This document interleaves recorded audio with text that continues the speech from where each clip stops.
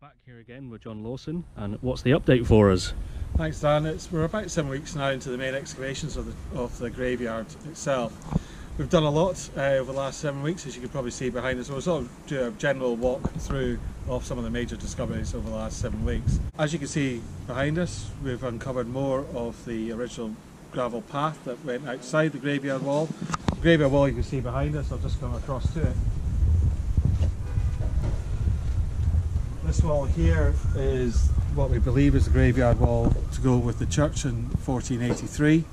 But what you can see on the outside, if you just come down here, is this band of gravel, roughly about 20 centimetres in depth. What it is a series of gravel paths, some of which predate the wall itself, so indicative of a path leading from the high street of Newkirkgate to Leith Links over your shoulder there. But the wall itself was one of the major discoveries of the project so far, and it overlies the wall. To the other side of the wall, what we found was remains of burial. So the graveyard effectively starts from here in 1480, and this, as we know from before, is an extension of the graveyard which dates back to 1300, and we'll go further down to where that sort of starts again. So what you can see, the yellow tags are marking the site of a adult male burial, I believe it was, and they're marking more spots for finds. As we move down, you can see clearly what is the remains of a grave that was just excavated last week, and you can see by the rectangular nature of it, it had the remains of a coffin rather than a shroud burial. The sharp sides marking the edges of the coffin wood itself. As we move down, you see further grave cuts. All the graves in this area seem to have gone, and we know from before the density of bodies in this area is a lot less than it is as we go down into the main graveyard itself.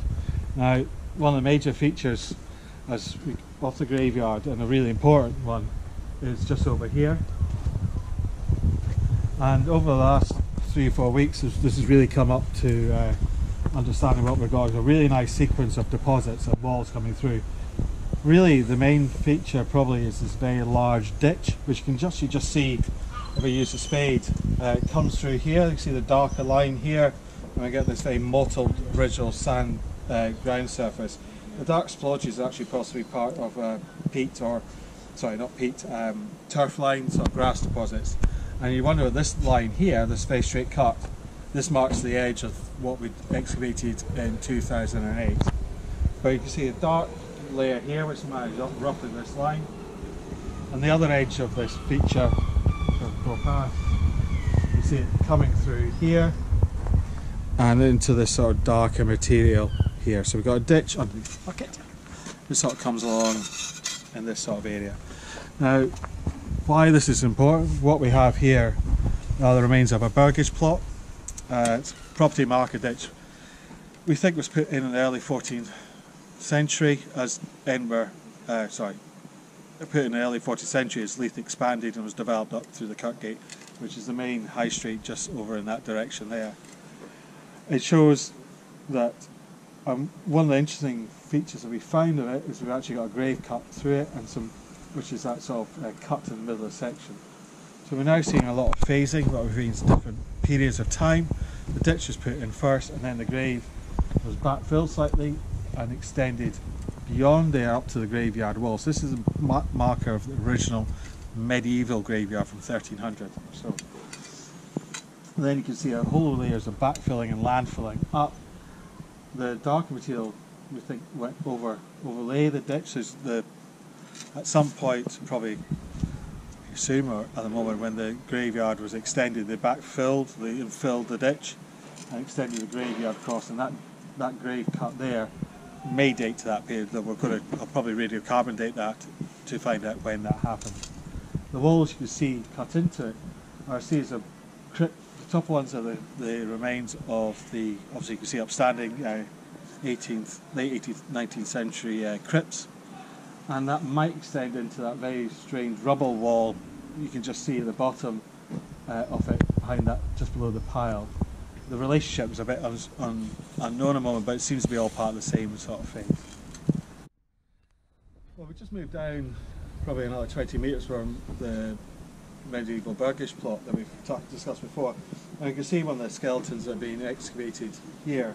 Now, if we go into the skeleton, we've probably excavated roughly about 50 so far, and obviously there's a lot more to come out.